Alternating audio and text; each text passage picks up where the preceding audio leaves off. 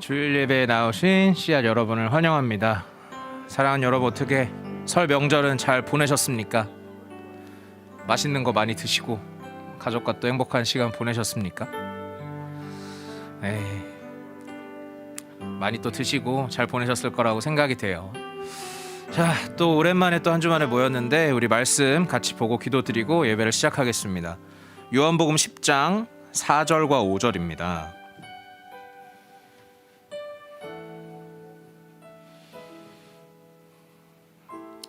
요한복음 10장 4절과 5절입니다.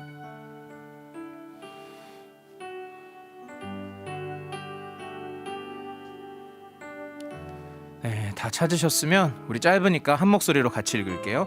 시작. 자기 양을 다 내놓은 후에 앞서가면 양들이 그의 음성을 아는 고로 따라오되 타인의 음성은 알지 못하는 고로 타인을 따르지 아니하고 도리어 도망하느니라. 아멘. 사랑하는 여러분, 요즘 누구의 음성을 따라 살고 계십니까? 주님은 분명하게 말씀하셨습니다. 우리가 주의 양이고 우리는 주의 음성을 안다고. 하지만 때로 우리가 다른 음성에 집중하고 있었다면, 또 혼란스러웠다면 오늘 이 예배를 주님 앞에 올려드리면서 이렇게 기도드렸으면 좋겠습니다. 하나님, 이 시간 다시 한번 우리가 주의 음성만을 선명하게 듣고 또한 따르는 그 예배가 되게 하여 주십시오. 우리의 마음이 그렇게 주 앞에 다시 한번 새로워지는 이 예배 되게 하여 주십시오. 그렇게 함께 기도드리시겠습니다. 오 사랑하는 주님, 주께서 선한 목자라고 해주셨습니다. 주께서는 그저 우리를 쓰고 버리는 삭군이 아니라 자기 양을 위하여 아무리 못된 양이라도 자기 양이라면 우리를 사랑하셔서 목숨을 내어주시는 분이라 하셨습니다. 하나님, 우리가 주의 음성을 바로 듣기 원합니다. 하나님, 이 시간 우리가 주의 음성을 듣기 원합니다. 오 하나님, 우리의 굳어진 심령을 깨뜨려 주시고 주님의 음성을 우리가 잘 듣고 있지 못하다면 우리의 귀를 오늘 열어주셔서 우리의 심령이 전적으로 주를 향할 수 있도록 주님 이 시간 임하여 주십시오. 주님, 목자 되신 주님을 깊이 만나는 시간 되게 하여 주시고 우리가 타인의 음성 혹은 우리의 음성을 따르고 있었다면 그것을 돌이켜 주의 음성을 따를 수 있는 이 시간 되게 하여 주십시오. 주께 올려드립니다. 일하여 주십시오.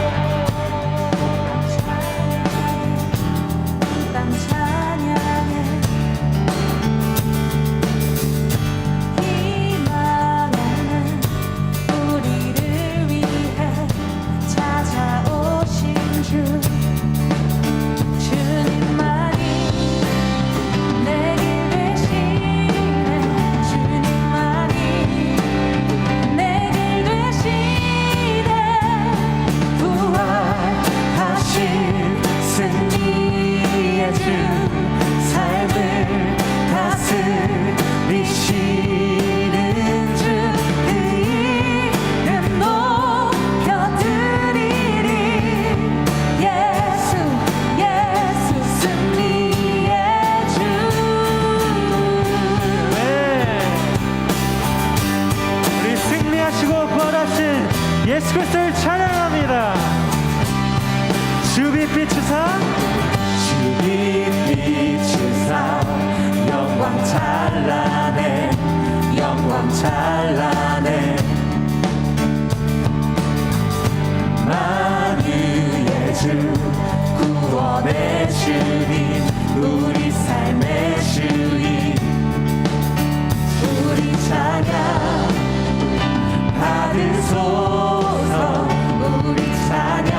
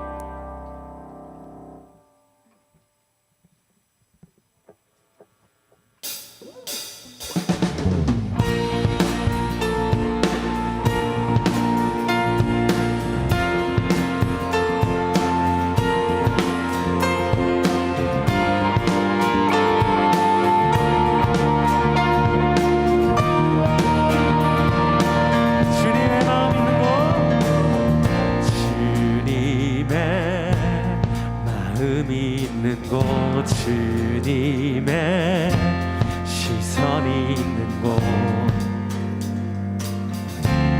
내가 있기 원하네 광야에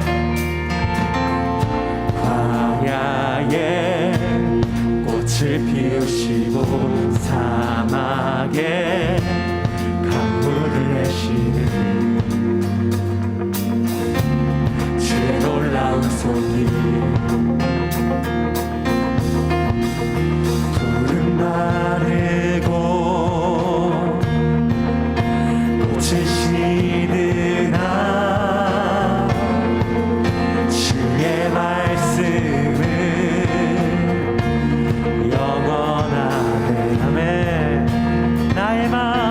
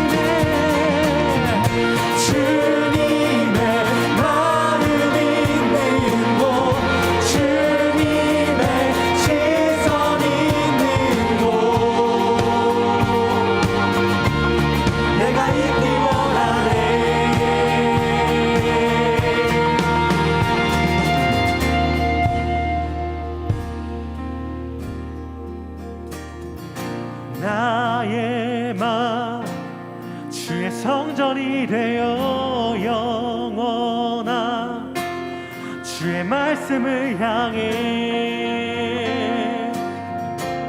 주의 마음이 있는 곳으로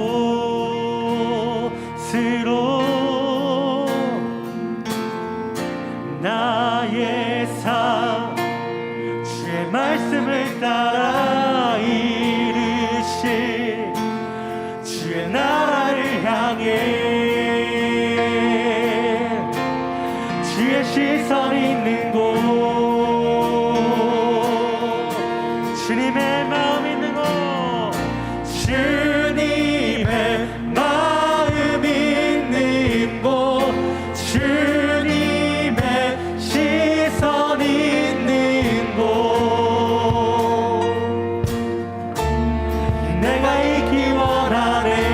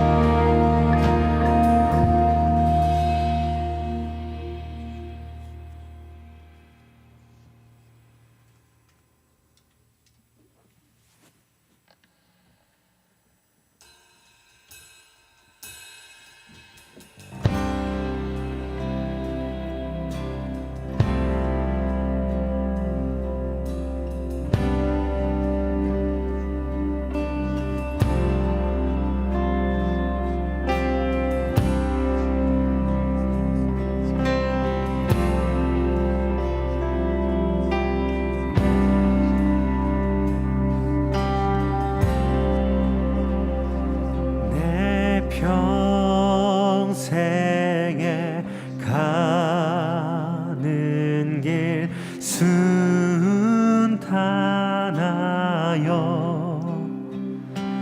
늘 잔잔한 강 같은지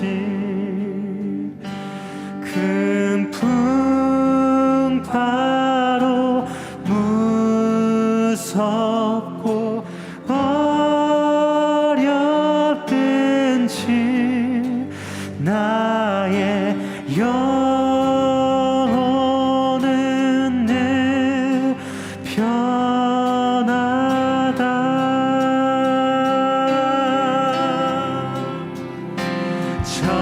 저만 귀는 우리를 삼키려고 입 벌리고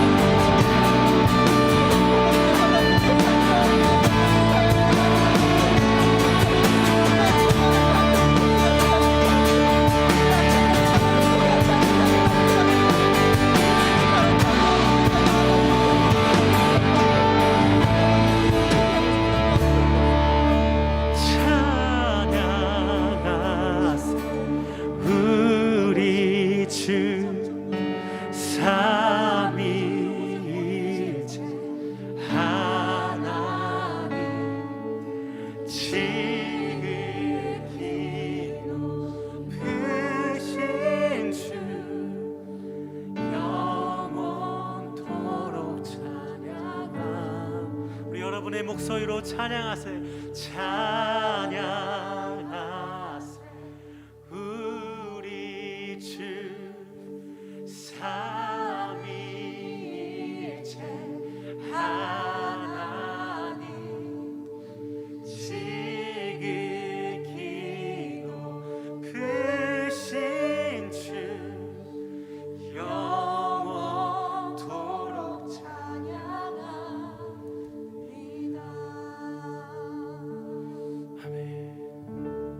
우리가 이 시간에 우리가 방금 고백한 대로 우리 각자의 언어로 우리 각자의 마음을 다하여서 우리 구주 예수 그리스도를 찬양했으면 좋겠습니다. 예수께서 우리를 어디에서 건지셨는지, 어떻게 사랑하셨는지, 우리를 구하기 위해서 무엇을 하셨는지, 그것이 무엇인지 우리가 그것을 우리의 마음을 다하여서 찬양합시다. 같이 기도드리시겠습니다.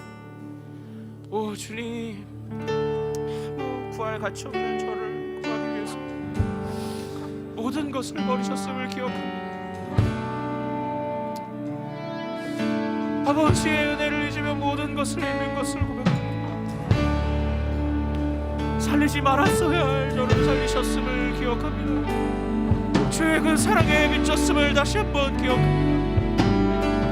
그 주님을 찬양합니다. 하나님, 여전히 부족한 저를 동일하게 사랑하는 주님을 찬양합니다. 아무리 넘어지고 주의 속을 썩여도 변하지 않으시는 주 사랑을 찬양합니다. 주 앞에 괜찮을까 하다가도 내가 너를 구함에 후회 없다고 하시는 주님을 찬양합니다. 아버지 일을 맡겨주신 주님을 찬양합니다. 오 주님, 사람의 시선으로 보면 얼마나 신뢰할 것 없는 믿어주시는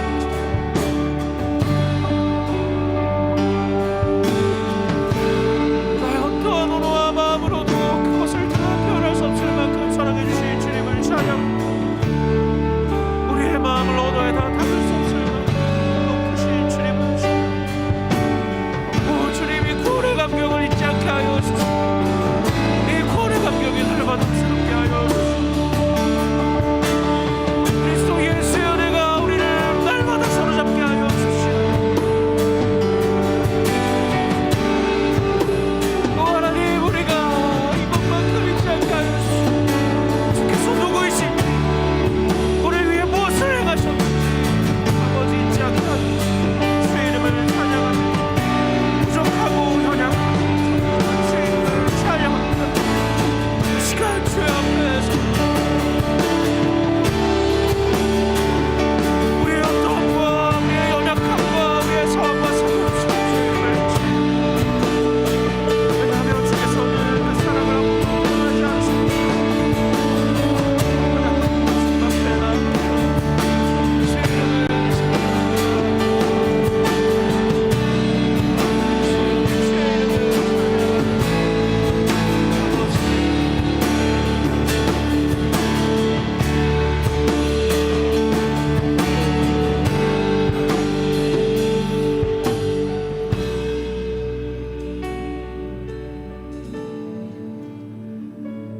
이 시간 우리가 같이 중보할 때는 다시 심해지고 있는 이 코로나 상황 가운데 우리 주일을 위해 함께 기도했으면 좋겠습니다. 급격하게 늘어나는 확진자와 또 급격하게 바뀌는 방역 체계 속에서 많은 혼란과 또한 사각지대에 놓인 분들이 분명히 계십니다. 어린 아이를 둔 부모님의 마음은 훨씬 더 무섭고 조심스러워지고, 누군가는 믿지 않는 가족과 교회 출석 문제로 힘들어하기도 합니다. 다시 한번 코로나가 심해지는 이때에 주께서 각자의 위치에 있는 모든 이들을 보호하여 달라고, 누구도 소외되지 않고 그 삶을 주님께서 지켜달라고, 또한 마음도 관계도 함께 지켜달라고 우리가 함께 기도드리시겠습니다. 사랑하는 주님, 이 시간을 주님 앞에 올려드립니다. 앞으로 더 심해질 것입니다. 당분간 더 심해질 것입니다. 그러나 주님, 많은 혼란스러운 가운데에서 주님, 누군가는 소외되어 고통받고 있습니다. 주님, 붙들어 주십시오. 주님, 그리고 알려주시고 우리가 할 수 있는 것을 또한 알려주십시오. 아버지, 불쌍히 여겨주십시오. 우리의 삶이 계속해서 어려워지고 있는 가운데 있는 분들이 계십니다. 이전에 문제가 되지 않던 관계가, 이전에 문제가 되지 않던 재정이 이제는 희망을 꿈꾸었다가 그것이 다시, 하나님 붙들어 주십시오. 하나님 마음을 지켜주시고 또한 주께서 평안을 허락하여 주시고, 오 주님, 또한 상황을 해결하여 주십시오. 우리의 힘으로 해결할 수 없습니다. 아버지, 주께서 연약한 자들을 기억하고 돌보시오니 주의 이름으로 우리 가운데 평안과 또한 평화를 허락하여 주십시오. 주님께 올려드립니다. 주의 이름을 세워 주십시오. 사랑하는 주님, 언제나 변함없이 우리를 사랑하시는 주님을 찬양합니다. 우리를 사랑하심에 언제나 후회가 없다고 하시는 주님을 찬양합니다. 오 주님, 우리가 그 하나님 앞에 섭니다. 오늘 그 주님의 말씀 앞에 우리가 바로 서는 시간 되게 하여 주십시오. 우리가 주께 듣겠습니다. 주님, 일하여 주십시오. 감사드리며 이 모든 말씀 우리 구주 예수 그리스도의 이름으로 기도드렸습니다. 아멘.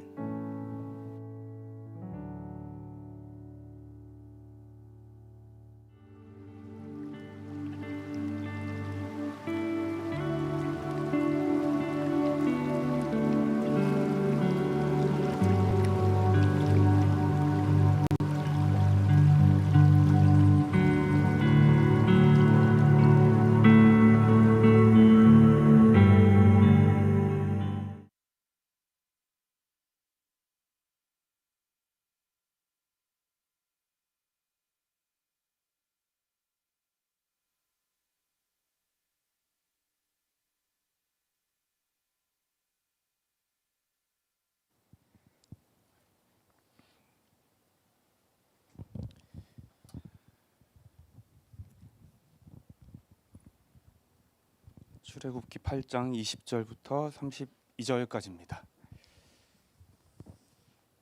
저랑 한 절씩 교독하고 마지막 32절은 같이 읽겠습니다. 여호와께서 모세에게 이르시되 아침에 일찍이 일어나 바로 앞에 서라. 그가 물 있는 곳으로 나오리니 그에게 이르기를 여호와께서 이와 같이 말씀하시기를 내 백성을 보내라. 그러면 그들이 나를 섬길 것이니라. 내가 만일 내 백성을 보내지 아니하면 내가 너와 내 신하와 내 백성과 내 집들에 파리떼를 보내리니 애굽 사람의 집집에 파리떼가 가득할 것이며 그들이 사는 땅에도 그러하리라. 그날에 나는 내 백성이 거주하는 고센 땅을 구별하여 그곳에는 파리가 없게 하리니 이로 말미암아 이 땅에서 내가 여호와인 줄을 내가 알게 될 것이라. 내가 내 백성과 내 백성 사이를 구별하리니 내일 이 표징이 있으리라 하셨다 하라 하시고, 여호와께서 그와 같이 하시니 무수한 파리가 바로의 궁과 그의 신하의 집과 애굽 온 땅에 이르니 파리로 말미암아 그 땅이 황폐하였더라. 너희는 가서 이 땅에서 너희 하나님께 제사를 드리라. 모세가 이르되 그리하면 부당하나이다. 우리가 우리 하나님 여호와께 제사를 드리는 것은 애굽 사람이 싫어하는 바인즉 우리가 만일 애굽 사람의 목전에서 제사를 드리면 그들이 그것을 미워하여 우리를 돌로 치지 아니하리이까. 우리가 사흘기쯤 광야로 들어가서 우리 하나님 여호와께 제사를 드리되 우리에게 명령하시는 대로 하려 하나이다. 바로가 이르되 내가 너희를 보내리니 너희가 너희 하나님 여호와께 광야에서 제사를 드릴 것이나 너무 멀리 가지는 말라. 그런즉 너희는 나를 위하여 간구하라. 모세가 이르되 내가 왕을 떠나가서 여호와께 간구하리니 내일이면 파리떼가 바로와 바로의 신하와 바로의 백성을 떠나려니와 바로는 이 백성을 보내어 여호와께 제사를 드리는 일에 다시 거짓을 행하지 마소서 하고 모세가 바로를 떠나 나와서 여호와께 간구하니 그 파리떼가 바로와 그의 신하와 그의 백성에게 떠나니 하나도 남지. 같이 읽겠습니다. 그러나 바로가 이때도 그의 마음을 완강하게 하여 그 백성을 보내지 아니하였더라. 아멘. 네, 방금 목사님이 기도하신 것처럼 코로나 확산세가 무섭습니다. 다들 안전하시고 건강하셨으면 좋겠습니다. 목사님 마지막 기도하실 때 그 주님이 일하여 주십시오 했는데 여기 앞에 있던 시리가 내라 그랬거든요. 그게 뭔가 지금 되게 특별하게 가슴에 남아있네요. 오늘 일하실 거라 생각을 합니다. 작년 가을부터 저희는 계속해서 출애굽기로 말씀을 나누고 있습니다. 그리고 지난 한 달 정도는 그 10가지 재앙에 관해서 첫 번째부터 나눠보고 있습니다. 지금까지 우리가 살펴봤던 재앙은 이런 겁니다. 나일강이 핏물이 되었던 재앙, 그리고 애굽 땅에 개구리 떼가 가득했던 재앙, 그리고 지난주에 이가 나타났던 재앙이었습니다. 여호와께서 이런 재앙을 나타내신 이유는요, 단순히 그들을 심판하고 벌하시기 위함이 아니라고 말했습니다. 그들이 섬기고 있던 나일이라는 신, 개구리라는 신, 이라는 신, 이들을 사용해 그들의 삶을 치셨던 것은요, 여호와 하나님께서 유일한 하나님이심을 알리기 위함이었죠. 그들이 믿고 있던 수많은 신들이 여호와 앞에서 한낱 부질없는 존재임을 알리기 위함이라 말했습니다. 지난주 이를 통해 애굽을 치신 일도 마찬가지였습니다. 이번에도 역시 여호와 당신이 누구신지 바로와 애굽에게 알리기 위함이셨죠. 그런데요, 그럼에도 불구하고 바로의 삶에는 아무런 변화가 없었습니다. 아니, 오히려 더 완악해졌다고 이야기를 하고 있어요. 오히려 더 단단해지고 더 강해졌다고 이야기를 하고 있죠. 바로 곁에 있던 요술사조차도요, 이건 하나님의 손가락입니다. 하나님의 권능입니다. 드디어 무언가를 깨닫고 그 깨달음을 바로에게 말했음에도 불구하고요, 여전히 바로는요, 자신의 삶의 태도를 고수하고 있어요.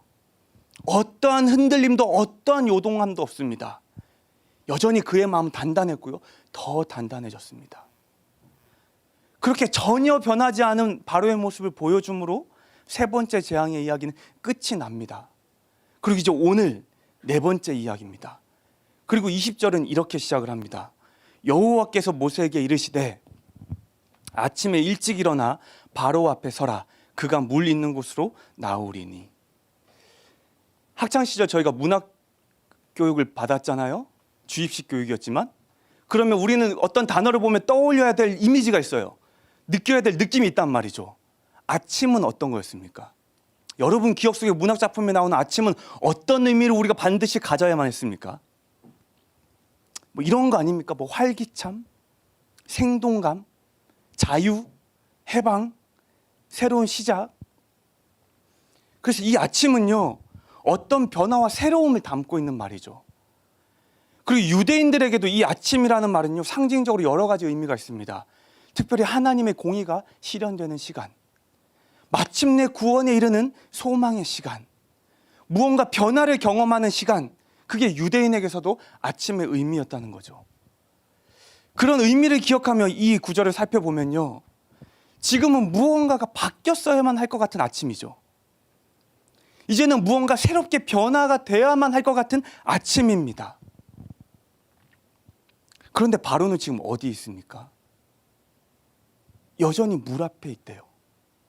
여전히 나일강 앞에 서 있대요.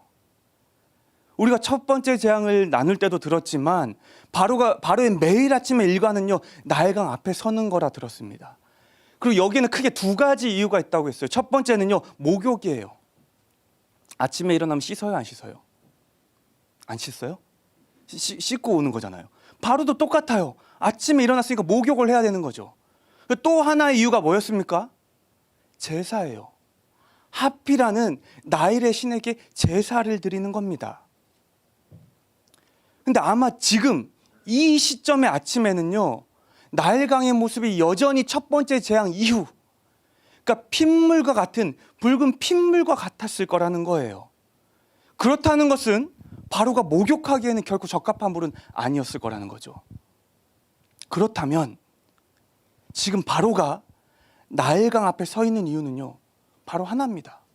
제사죠. 여전히 생명의 근원으로 여기고 있는 하피라는 나일의 신에게 아침마다 바로는 제사를 드리고 있는 겁니다. 여전히 그 나일이 범람해서요 토지를 비옥하게 만들게 해달라고 바로는 제사를 드리고 있는 거예요. 분명히 첫 번째 재앙을 통해서요 그들의 신인 나일이 마치 죽은 것과 같이 핏물로 병함을 경험한 바로였는데요, 생명의 근원이었던, 삶의 근원이었던 자신의 신의 무기력함을 분명히 경험했던 바로였는데요, 여전히 바로는 그 나일 앞에 서 있습니다. 그리고 변함없이 제사를 드리고 있어요. 그리고 이 말은요, 여전히 변함없이 나일은 바로에게 신으로 존재하고 있다는 거예요. 여호와께서 그 나일을 치신 이후에도요 바로는 전혀 새로워진 게 없는 삶을 살아가고 있어요. 어떤 작은 변화조차도 바로의 삶에는 나타나지 않고 있다는 겁니다. 그리고 그런 바로에게 여호와께서 모세를 통해 또 동일하게 말씀하십니다. 내 백성을 보내라. 그러면 그들이 나를 섬길 것이다. 그리고 만약에 바로가 이스라엘을 보내지 않는다면 이번에는 파리떼를 애굽에 보내겠다고 말씀하세요. 그리고 이 파리떼가 바로와 애굽에 주어지는 네 번째 재앙입니다. 여기서 말하고 있는 파리는요 우리가 주위에서 볼 수 있는 흔한 그런 파리를 말하는 게 아닙니다. 본문에 파리로 표기된 이 곤충은요 정확하게는 크기가 매우 작아요. 그리고 날아다니면서 사람과 가축의 피를 빨아먹는 그런 류의 곤충이에요. 그런 흡혈 곤충이에요. 그리고 이 파리는요 그들에게는 또 케풀이라는 신으로 섬김받고 있던 신 중에 하나였어요. 어떤 신이었냐면요, 얼굴에 딱정벌레 모양을 하고 있는 신이었는데 그들에게는 태양의 신이라고 여겨졌어요. 그러니까 밤 사이에 태양이 사라지잖아요. 그럼 그 딱정벌레 신이 마치 흙을 이렇게 굴려서 가듯이 그 태양을 굴려서 온다고 그들이 믿어왔던 거예요. 그래서 이 파리는 케풀이라는 태양의 신이기도 했고 창조의 신으로도 여겨졌습니다. 그래서 여호와께서는요 지금 그 케풀이 그 파리들을 이용해서 애굽 사람이 집집마다 그리고 그들이 사는 땅에 가득하게 할 거라 말씀하시는 거죠. 만약 오늘날 우리의 삶에 이런 파리가 나타난다면요 우리는 어떻게 대처할 수 있을까요? 아마도 모든 문을 다 닫아야 될 거예요. 그리고 모든 틈을 다 막아야 되겠죠. 하지만 당시에는요 우리와 같은 이런 건물이 아니었죠. 그냥 건물이 있고 창문이 뚫려 있어요. 건물이 있고 문이 뚫려 있었어요. 그래서 이들은요 파리떼를 막아낼 수가 없었다는 거죠. 그러니까 파리가 나타나서 공격을 하게 되면요 당할 수밖에 없었다는 거예요. 그리고 그것이 애굽과 바로에게 내려진 네 번째 재앙이라는 겁니다. 전혀 손을 쓸 수 없는 흡혈 파리떼의 출현이요. 그리고 이 재앙은요 이전의 재앙들과 다른 특별함이 존재합니다. 크게 두 가지입니다. 먼저 첫 번째는요 이전의 재앙들은 그들의 삶에 불편함, 괴로움, 고통을 가져오기는 했어요. 그런데 그들의 삶을요 실제적으로 파괴하지는 않았습니다. 그런데 이번에는 24절을 보면 이렇게 기록되어 있어요. 여호와께서 그와 같이 하시니 무수한 파리가 바로의 궁과 그의 신하의 집과 애굽 온 땅에 이르니 파리로 말미암아 그 땅이 황폐하였더라. 여기서 말하고 있는 황폐하다는 말은요 부패하다, 멸절하다, 파괴하다 이런 의미를 가지고 있습니다. 그래서 지금 이 말은요 여호와께서 이 파리떼를 사용하셔서 애굽 땅을 멸하셨다는 거예요. 여호와께서 파리떼로요 그들의 삶을 파괴하셨다는 겁니다. 단순히 불편과 괴로움을 넘어서요 실제로 그들의 삶에 깊은 고통이 주어졌고요 그들의 삶이 파괴되었음을 말해주고 있는 거예요. 아마도 그들은요 땅에 가득한 파리떼들로부터 끊임없이 공격을 당했을 겁니다. 밤이고 낮이고 구분 없이요, 집 아니고 집 밖이고 구분 없이요 계속해서 그 파리떼들로부터 공격을 당했을 거예요. 고통을 받았을 겁니다. 그리고 그 고통 속에서도 너무나도 슬픈 것은 도무지 막을 방법이 없다는 거예요. 그것을 해결할 어떤 방안도 그들에게는 주어져 있지 않다는 겁니다. 그냥 당하는 것이 전부였다는 거죠. 그래서 이제 그들의 삶에는요, 실제적인 고통이 찾아온 거예요.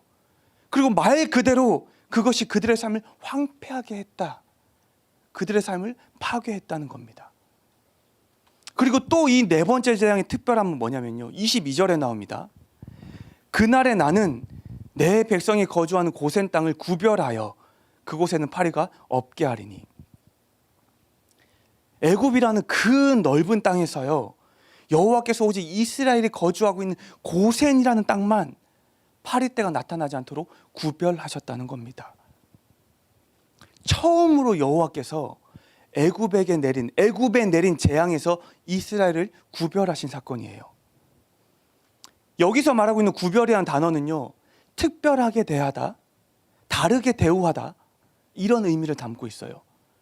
그래서 지금 여호와께서는요, 이 구별을 통해서 바로와 애굽에게 말씀하시는 거예요. 나는 이스라엘을 특별히 지키고 보호하는 여호와 하나님이다. 모든 애굽 땅에서는 지금 통제할 수도 없고요, 어찌 손쓸 도리가 없는 이 파리떼를요, 고센 땅에는 나타나지 않도록 구별하심으로 더 분명하게 전하고 계시는 거예요. 나는 여호와 하나님이다. 나는 이스라엘의 하나님이다. 그리고 22절 후반절만 보더라도요, 다시 한번 이 구별의 목적을 분명하게 말씀하고 있어요. 이로 말미암아 이 땅에서 내가 여호와인 줄을 내가 알게 될 것이다. 이 구별을 통해서요, 이 특별함들을 통해서요, 바로와 애굽이 여호와가 누구신지, 그분의 존재에 대해서 알기를 원하신다는 거죠. 지금껏 끊임없이 여호와께서는요, 바로와 애굽에게 말씀하고 계셨어요. 내가 여호와야. 내가 하나님이야. 지금 파리떼의 재앙 역시 그 목적이 너무나도 분명합니다. 당신께서 여호와이심을 그들에게 알리시기 위함이에요. 나일강도요, 개구리떼도요, 이도 파리도 그들이 심기고 있는 어떤 신도 아닌 오직 나 여호와 하나님만이 유일한 신이라는 거죠.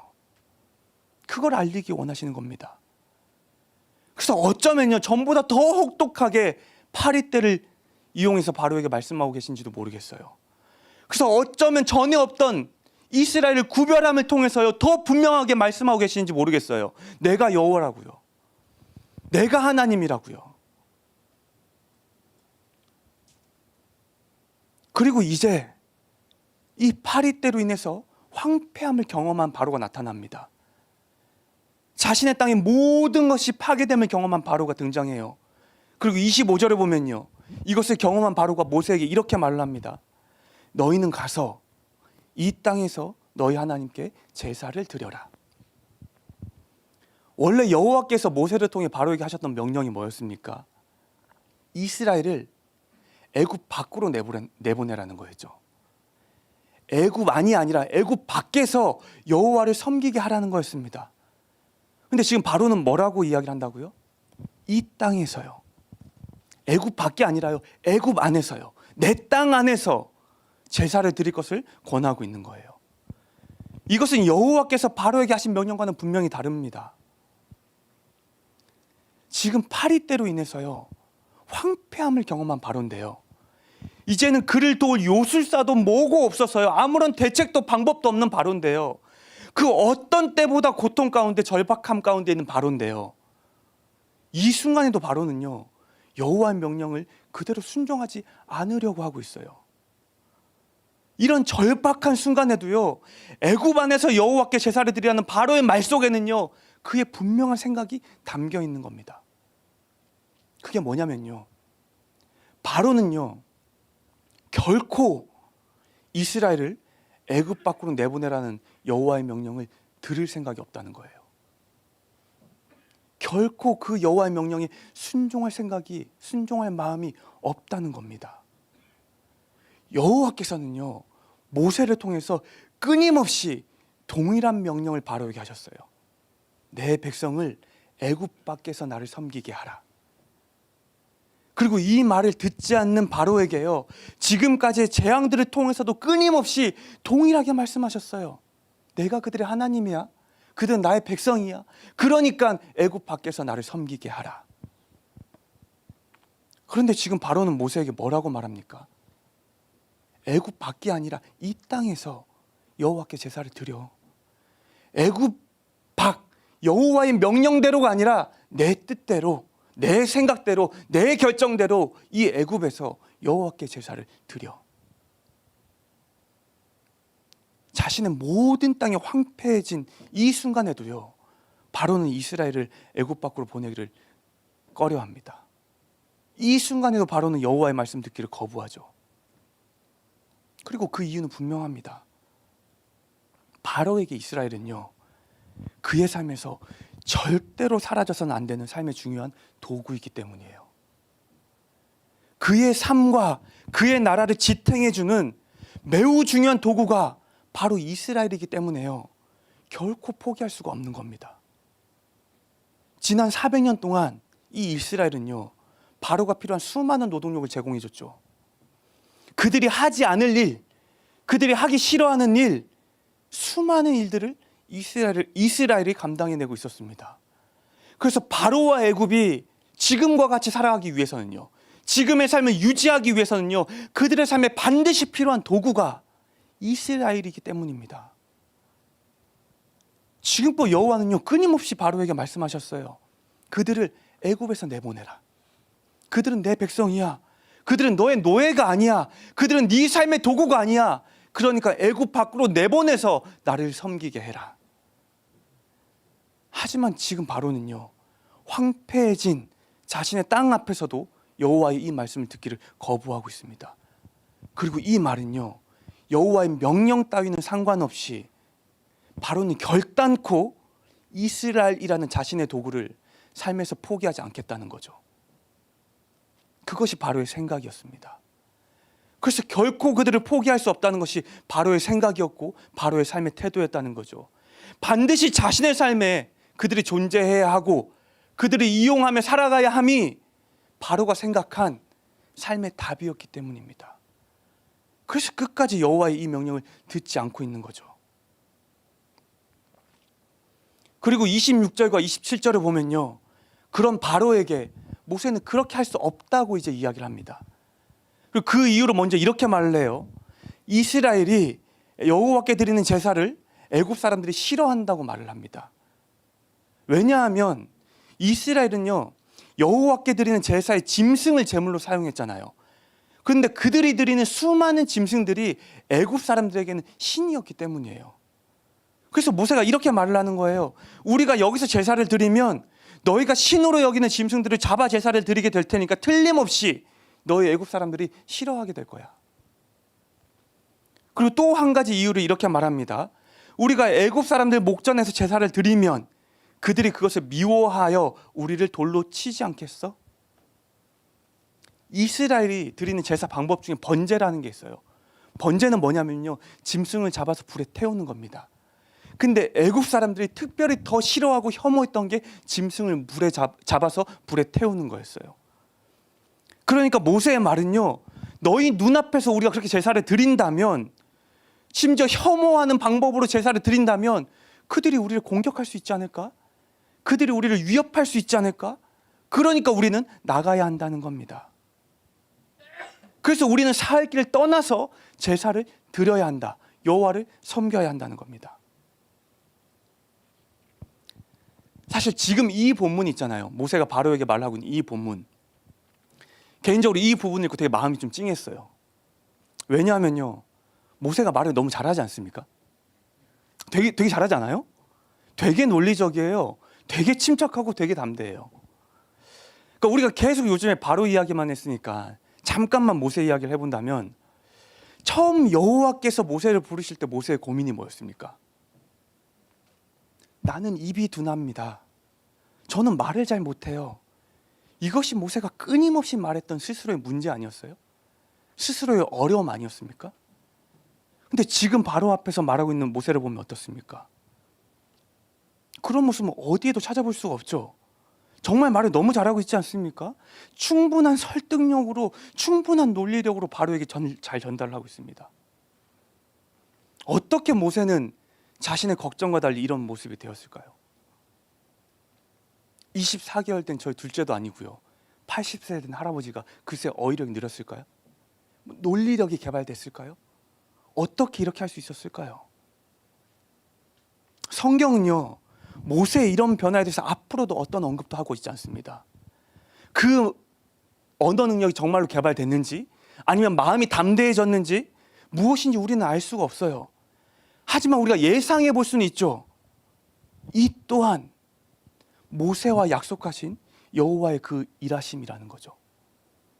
모세를 부르실 때 여호와는 모세에게 이렇게 약속하셨어요. 내가 여호와가 너의 입과 함께 있어 할 말을 가르치겠다. 여호와께서요, 모세를 부르실 때 스스로의 말 못함에 대해 두려워하고 있던 모세에게 하셨던 약속이었죠. 그리고 오늘 본문은요, 그 약속이 이루어짐을 우리가 확인할 수 있는 본문이라는 거예요. 어떻게 어떤 방법이었는지 우리는 모릅니다. 다만 주님은요, 마침내 모세에게 하신 그 약속을 이루셨어요. 모세가 자신의 부르심에서 가장 두려워하고 가장 염려했던 것을요, 너무나도 멋지게 주께서 채우시고 바꾸셨다는 겁니다. 마찬가지로 여기 있는 이 자리에 있는 우리 또한 주가 부르셨지 않습니까? 아멘이십니까? 그리고 누군가의 삶에는요, 그 부르심과 함께 주님이 하신 약속도 있을 거예요. 우리 역시 언제 어떻게 그 약속이 내 삶에 성취될지는 모르겠지만요, 확실한 것은요, 80살 된 할아버지가 마침내 이렇게 말을 잘하게 되었다는 것은요, 우리 삶에 주어진 약속 또한 반드시 이루어질 거라는 겁니다. 여기까지가 잠시 나누고 싶었던 모세의 이야기였고요. 원래 대학원에서는 설교 이렇게 하면 안 된다 그랬어요. 하던 이야기만 해야 된다 그랬는데 아무튼 그랬고요. 다시 본문으로 돌아가 보면요, 그래서 모세가 지금 말을 너무 잘하잖아요. 감히 바로가 반박할 만한 내용이 하나도 없어요.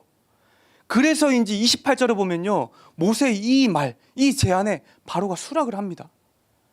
그리고 두 번째 재앙에서처럼 동일하게 모세에게 부탁해요. 너희는 나를 위해 간구해줘. 너희는 나를 위해 여호와께 간구해줘. 그때처럼요, 바로는 지금 모세에게 네가 여호와께 가서 나를 위해 간절히 기도해줘. 네가 여호와 앞에서 나를 위해 간절히 간청해줘. 그렇게 부탁하고 있는 거예요. 그리고 모세가 바로의 그 말에 이어서 말합니다.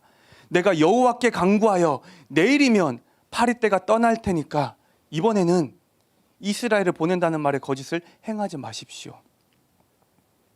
지금까지 바로는요, 자신이 했던 약속을 지키지 않았잖아요.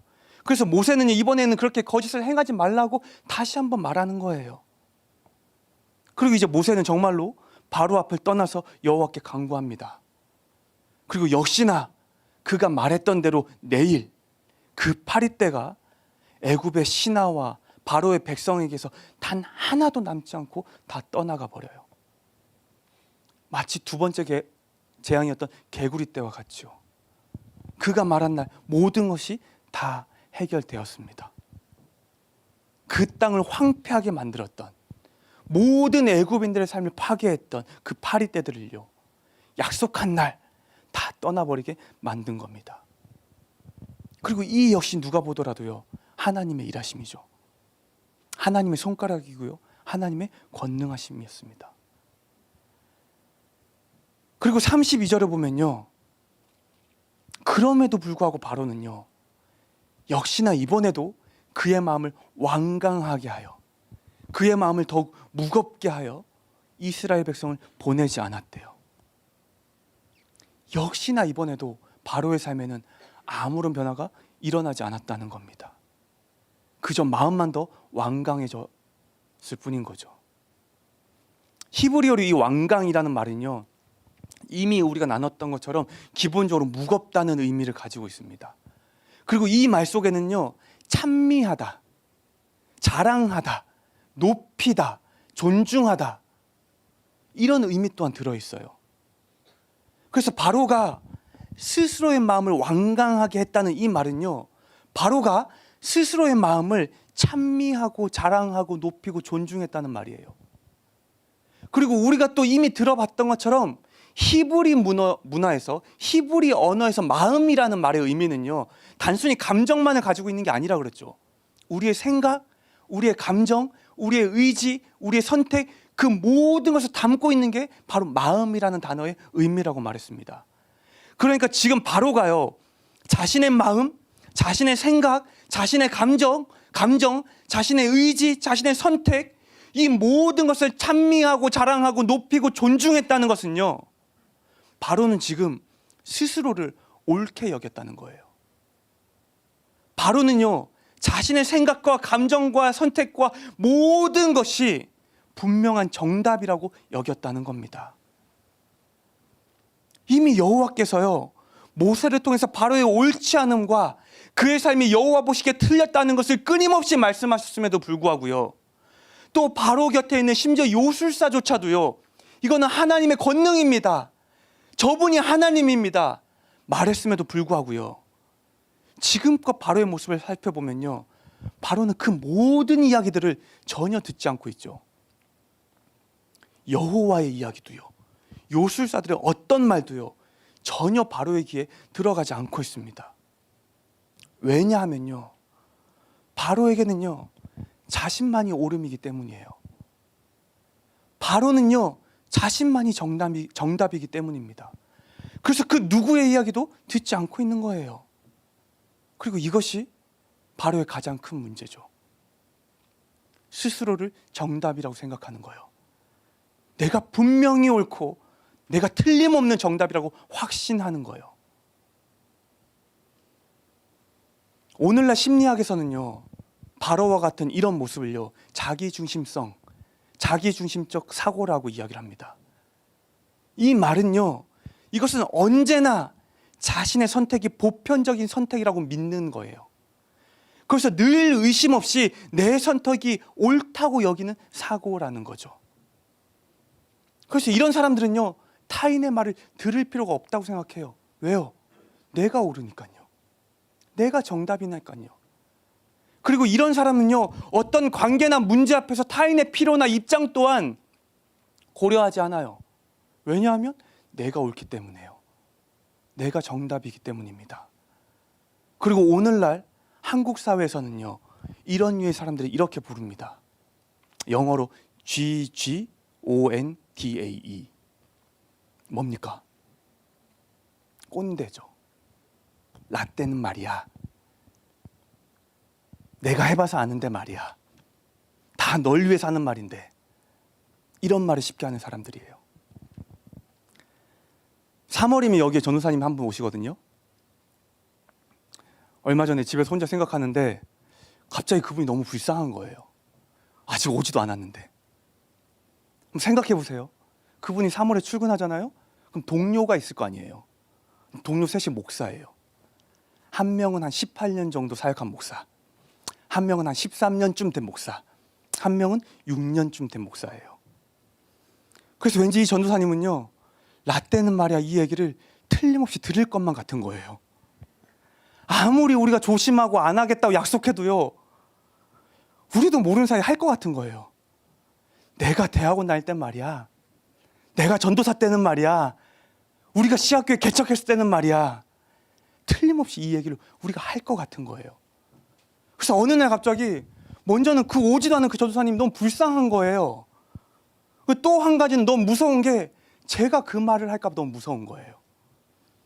그 셋 중에 제가 그 얘기를 할까 봐 너무 무서운 거예요. 그래서 기도했어요. 주님, 안 그러게 해주십시오. 주님, 제발 그놈의 라떼라는 거를 제 생각과 제 입에서 지워주십시오. 근데 장담컨대요, 저는 분명히 할 거예요. 이미 우성 목사님한테 수도 없이 많이 했어요. 너 우리 교회가 얼마나 좋은 교회인 줄 알아? 내가 신대원 다닐 때 그 교회는 말이야, 평일날 교회를 몇 번이나 오라 그랬어. 이런 얘기도 수도 없이 했고요. 나는 그때 신혼여행 가서 메일로도 사역했어. 반드시 보낼 거예요, 신혼여행 가면. 우성 목사님한테 샜던 바가지가 그분한테 안 새겠습니까? 반드시 저는 할 것 같아요. 그렇다면요, 도대체 저를 포함한 수많은 사람들이 삶에서 나 때는 말이야 이걸 외치는 이유는 뭘까요? 아마도 이런 거겠죠. 내가 옳다는 거예요. 그때 나의 모습, 그때 나의 결정, 그때 나의 행동, 그게 정답이라는 거죠. 그러니까 지금 너도, 지금 당신도 내 생각대로, 내 오름대로, 내 뜻대로 그렇게 결정하고 행동하라는 거죠. 과거의 그때와 지금은 이미 많은 세월이 지났고 시대가 바뀌었죠. 그런데도 이 사람들은요, 바뀐 시대의 이야기를 전혀 듣지 않고 있어요. 그리고 그 상황을 맞이한 당사자도 나였다면 이젠 다른 사람이 됐죠. 그런데 이 사람들은요, 타인의 입장과 이야기 또한 듣지 않아요. 왜냐하면 내가 옳기 때문이란, 내가 정답이기 때문입니다. 여호와 앞에선 바로는요, 모세를 통해 끊임없이 말씀하시는 여호와 이야기를 결코 듣지 않고 있어요. 재앙이라는 분명한 상황을 통해서도 계속해서 그에게 말씀하시는 그 여호와의 말씀을요, 바로는 단 하나도 귀 기울이지 않고 있다는 거예요. 심지어 그의 곁에 있던, 그의 편이었던 요술사의 말조차도 지금 듣지 않고 있죠. 왜냐하면 바로는요, 스스로가 옳다고 여기기 때문이에요. 바로는요, 자신이 정답이라고 믿고 있기 때문입니다.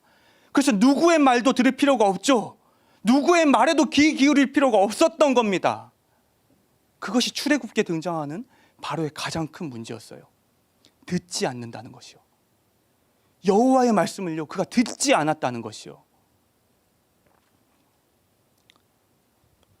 그렇다면 지금 우리는 어떻습니까? 우리는 누군가의 이야기를 잘 듣습니까? 여러분 어떻습니까?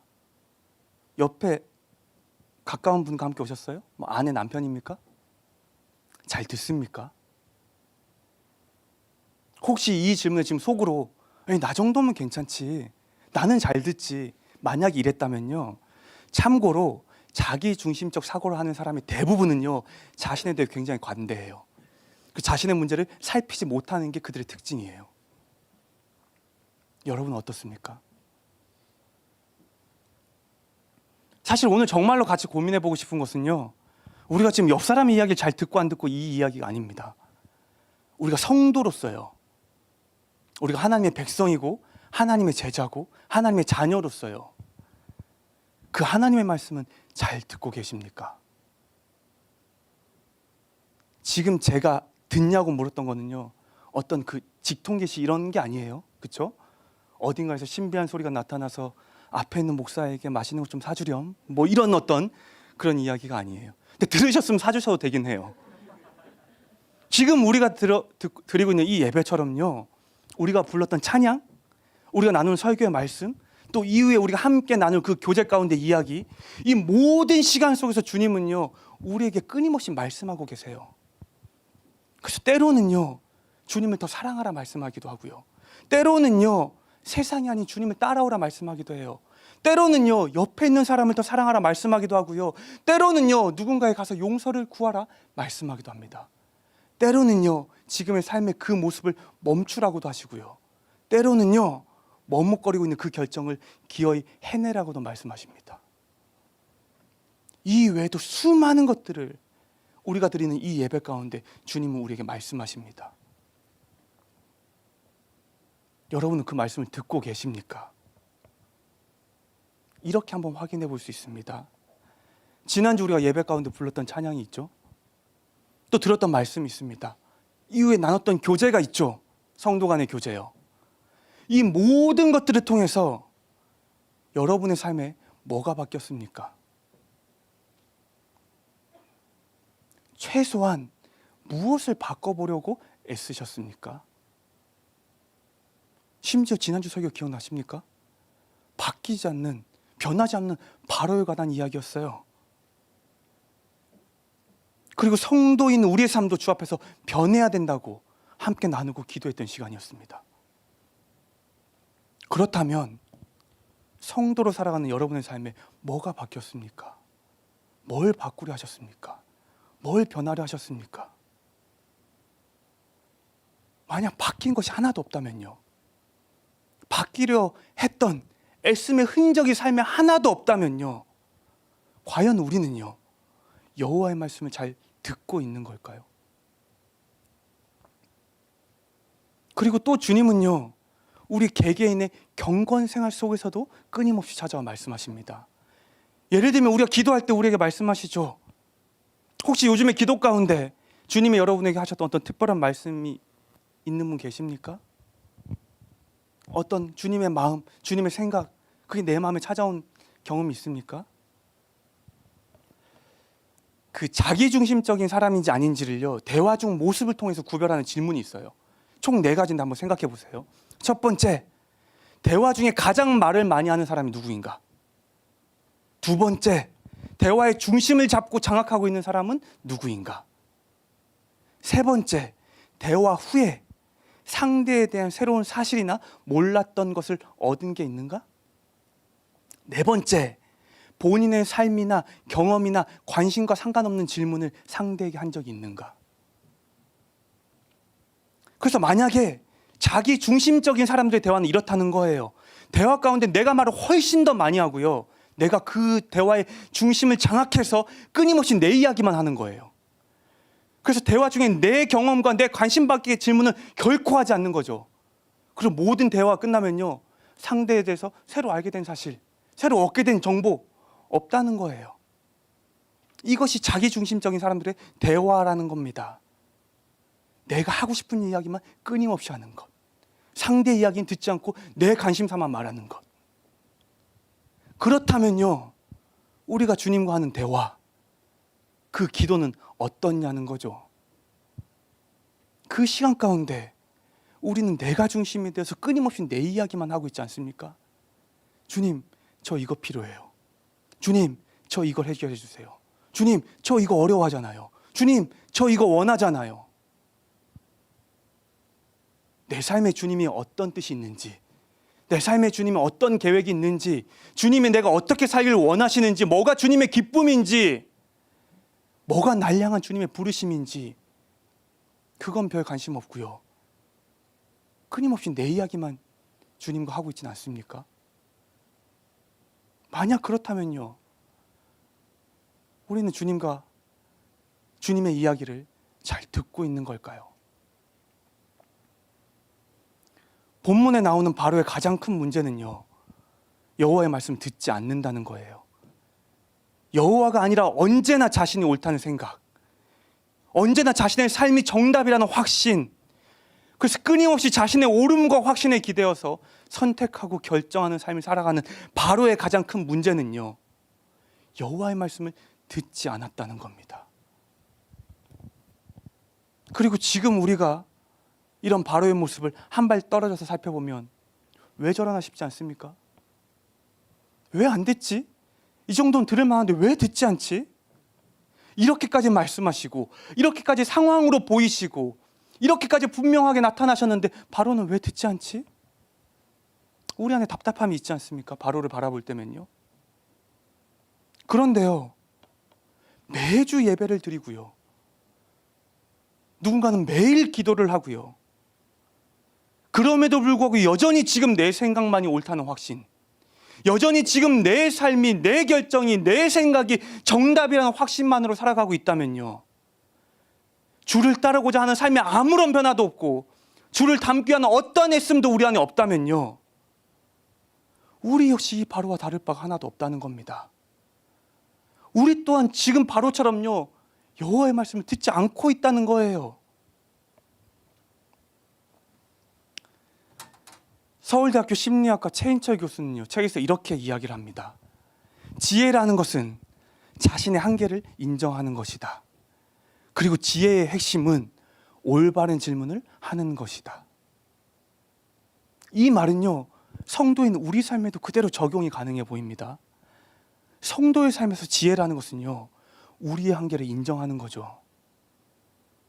결코 우리는 주님 없이 옳음을 추구할 수가 없습니다. 결코 우리는 주님 없이 정답인 삶을 살아갈 수가 없어요.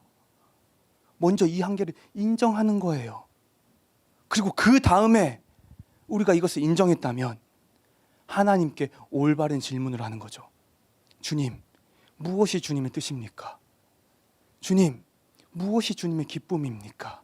주님, 무엇이 주님의 옳음입니까? 우리가 평범하게 살아가고 있던 일상이 있잖아요. 늘 말씀드리지만 그냥 이렇게 예배를 오는 것, 또 교회에서 무언가 섬기는 것, 그냥 내 생각 가운데 이걸 하면 하나님 더 좋아하실 만한 것들, 진짜 이건 더 사랑인 것 같은 것들, 그 또한 주 앞에 물어보라는 거죠. 무엇이 옳음입니까, 주님? 무엇이 정답입니까, 주님?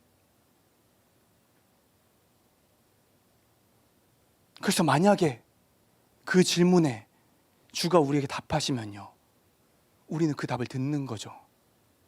그 답을 우리의 삶으로 살아내는 겁니다. 그래서 우리가 삶에서 멈춰야 할 것이 있다면 멈추고요, 가야 할 길이 있다면 가야 하는 거죠.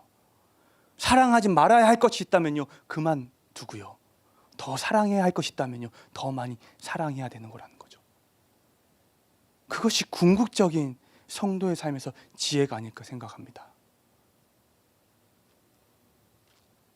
사랑하는 여러분, 주님은 끊임없이 우리에게도 말씀하고 계십니다. 우리가 아침에 눈을 뜰 때, 밤에 눈을 감을 때, 그 심지어 누군가의 삶에서 꿈에서도요, 정말로 그 말씀을 듣는다는 것은요, 우리의 귀로 듣는 게 아니에요. 잠깐 고민하는 정도가 아니라는 거죠. 잠깐 생각하는 정도가 아니라는 거예요. 삶으로 살아내는 거죠. 살아내려고 애쓰는 겁니다. 그것이 말씀을 듣는 거예요. 바로도요, 들었어요. 명령을 귀로는 들었다고요. 근데 행하지 않았다는 거죠. 요즘 주님이 여러분 찾아오셔서 마음 가운데 주신 생각이 있습니까? 자꾸 어떤 걸리는 생각이 있습니까? 아니, 자꾸 떠오르는 어떤 누군가가 있습니까? 그만둬야겠다 싶은 것, 아니면 이건 해봐야겠다 싶은 것, 무언가가 있습니까? 그렇다면 물어보십시오. 뭐가 옳은지요? 물어보십시오. 뭐가 정답인지요? 지난 내 삶의 경험과 지식으로 무조건 이것이 옳고 이것이 정답이라 판단하지 마시고요, 물어보세요. 주님, 2022년 2월 지금은 제 삶에 뭐가 정답입니까? 뭐가 주님의 뜻입니까? 뭐가 주님의 기쁨입니까? 그리고 주님이 답하셨다면요, 두렵지만 결정하십시오. 그래야만 우리는 바로와 다른 삶을 살아낼 수가 있을 겁니다. 이제 우리 같이 찬양하고 기도할 텐데요, 먼저 잠시 눈을 감고 한 가지 같이 기도하고 찬양했으면 좋겠습니다. 오늘도 우리는 어김없이 주일을 맞아서 예배를 드렸습니다. 함께 너무도 멋진 가사의 찬양을 고백했고요, 또 같이 주의 말씀을 나눴습니다. 틀림없이 주님은 이 시간을 통해서 우리에게 무엇이든 말씀하셨을 거라 저는 믿습니다. 이 시간 눈을 감고요, 잠잠히 우리 마음의 소리에 좀 귀 기울여 봤으면 좋겠습니다. 어쩌면 주님이 오늘 고백했던 찬양의 가사 중에 어떤 단어를 우리 마음 가운데 심어 주실 수도 있고요, 이 말씀 가운데 어떤 단어, 어떤 문장, 어떤 모습 하나일 수도 있고요, 아니면 최근 삶에서 있었던 어떤 특별한 일을 생각나게 하실 수도 있고요, 아니면 우리가 오래된 고민, 오래된 생각, 무언가든 우리 마음 가운데 다시 말씀하실 수 있을 겁니다. 이 시간 같이 이렇게 고백하고 잠시 우리 기도했으면 좋겠습니다. 주님, 제가 듣겠습니다. 말씀하여 주십시오. 주님, 제가 듣겠습니다. 말씀하여 주십시오. 같이 고백하고, 같이 조용히 고백하고 잠시 기도하겠습니다. 주님, 제가 듣겠습니다. 말씀하여 주십시오.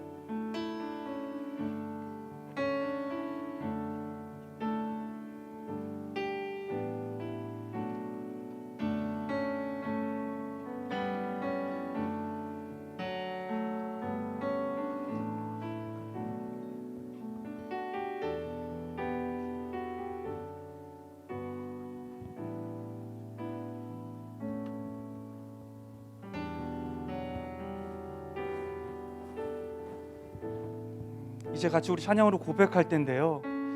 이 찬양 부를 찬양의 가사를 기억하면서 우리 마음 가운데 주신 생각이 있다면 주님 제가 그 말씀을 따라 살아가겠습니다. 이 다짐, 이 고백으로 우리 같이 노래했으면 좋겠습니다. 주님 말씀하시면 내가 나가리다. 주님 뜻이 아니면 내가 멈춰서리다. 나의 가고 서는 것 주님 뜻에 있으니 오 주님 나를 이끄소서. 주님 말씀하시면 주님 말씀하시면 내가 나가리라. 주님 뜻이 아니면 내가 멈춰서리라. 나의 가고 서는 것 주님 뜻에 있으니 오 주님 나를 이끄소서. 뜻하신 그곳에 나 있기 원합니다. 이끄시는 대로 순종하며 살리니 연약한 내 영혼 통하여 일하소서. 주님 나라와 그 뜻을 위하여 오 주님 나를 이끄소서. 다시 한번 찬양하겠습니다. 주님 말씀하시면 내가 나가리라. 주님 뜻이 아니면 내가 멈춰서리다. 나의 가고 서는 것 주님 뜻에 있으니 오 주님 나를 이끄소서. 뜻하신 그곳에 나 있기 원합니다. 연애시는 대로 순종하며 살리니 연약한 내 영혼 통하여 일하소서. 주님 나라와 그 뜻을 위하여 뜻하신 그곳에 나 있기 원합니다. 이끄시는 대로 순종하며 살리니 연약한 내 영혼 통하여 일하소서. 주님 나라와 그 뜻을 위하여 뜻하신 그곳에 나 있기 원합니다. 이끄시는 대로 순종하며 살리니 연약한 내 영혼 통하여 일하소서. 주님 나라와 그 뜻을 위하여 오 주님 나를 이끄소서.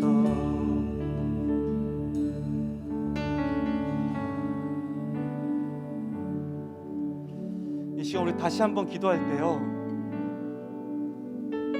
오늘 예배 가운데 아니면 최근에 우리 삶 가운데 주가 우리에게 말씀하신 것이 있다면요, 이 시간 우리가 고백하고 결단했으면 좋겠습니다. 주님 제가 그 말씀을 듣고 따라 살아가겠습니다. 주님 제가 그 말씀대로 살아가겠습니다. 같이 이렇게 다시 한번 고백했으면 좋겠습니다. 기도하겠습니다. 오 하나님,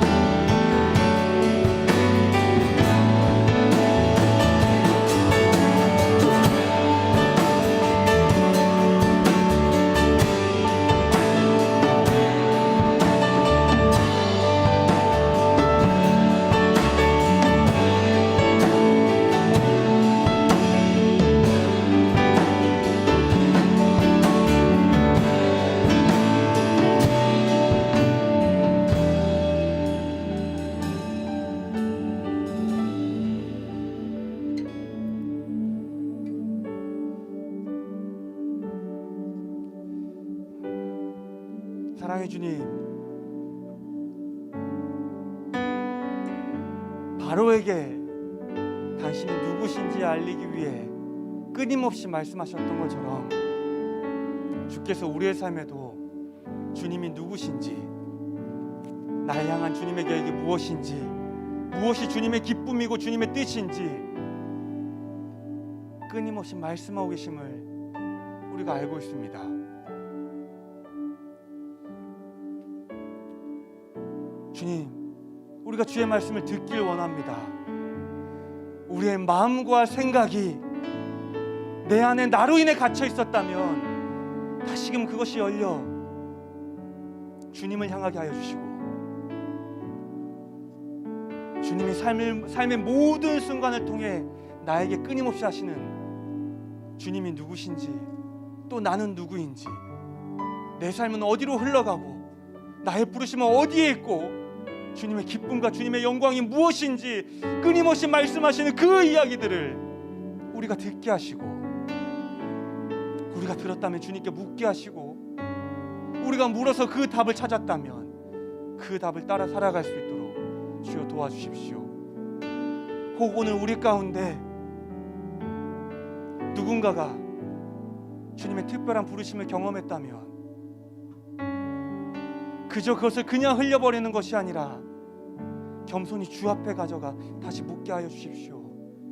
주님과 시간을 보내게 하여 주십시오. 주님과 이야기하게 하여 주십시오. 그리고 마침내 알게 하여 주시고, 마침내 그 길을, 그 뜻을 따라 살아가게 하여 주십시오. 그리고 바라기는 이 씨앗교회 모습도 그러하길 원합니다. 우리의 오름과 우리의 확신이 이 교회를 이끌어가는 것이 아니라 지나간 경험과 지식에 비추어서는 너무나 당연한 일이지만 끊임없이 새롭게 주님의 뜻을 묻게 하여 주시고, 때로는 우리의 바람과 우리의 욕망과 주님의